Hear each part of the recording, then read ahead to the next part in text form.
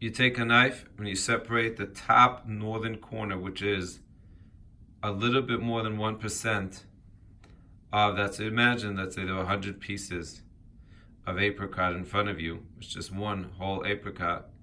So a little bit more than 1% is cut off. That gives you the extra above the 1% is Truma Gedela. And then you designate what's called Meiser Rishon, which is that 1% plus 9 other percent, which is going to be designated a little bit lower on the northern side of the apricot. And that gives you, of course, Meiser Rishon. Meiser Rishon goes to the Levi.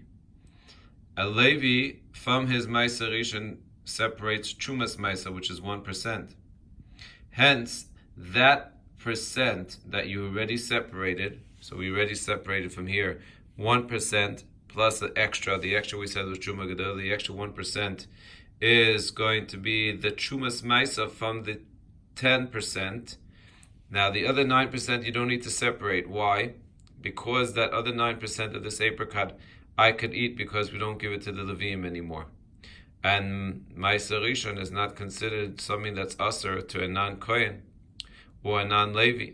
So therefore, I don't have to separate that 9%. So we just took care of Truma Gedola, we took care of Meiser Rishon, and we took care of Trumas Meiser. So therefore, part of the, well, now we didn't finish.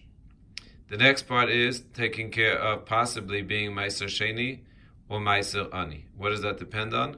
Depends on if this fruit had budded in the first, second, fourth, and fifth year, then it would be Meiser Sheni. Or the third year and the sixth year, and it would be Meiser Ani. So misafek, we say the following.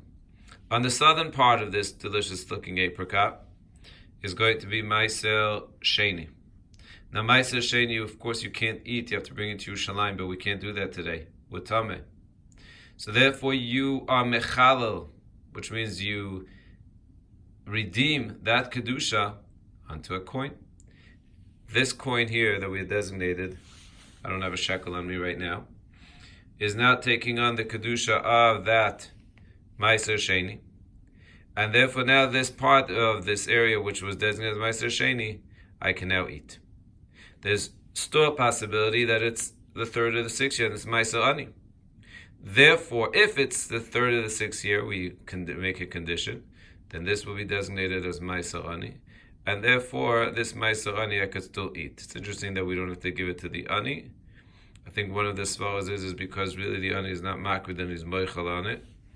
Or because I'm waiting that he has to bring proof that I really owe him. Either way, now we had made this apricot, this delicious looking apricot, ready to eat, to make a bracha, and to feel the kedusha.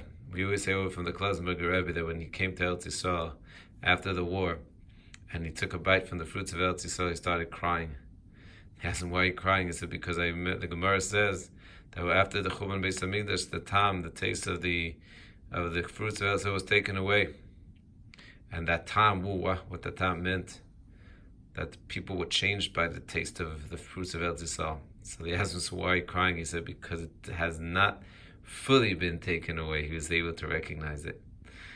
That is how you're able to, any place, this is by fruits and vegetables, especially by vegetables. Vegetables you really don't have to do because all the Rishonim hold the vegetables is the Rabbanan. By fruits it's a machlekes of the Rabbanan d'oraisa, and therefore it's kedai in such a case. And this way you review the Trumas and Meises, and you get to eat this delicious fruit.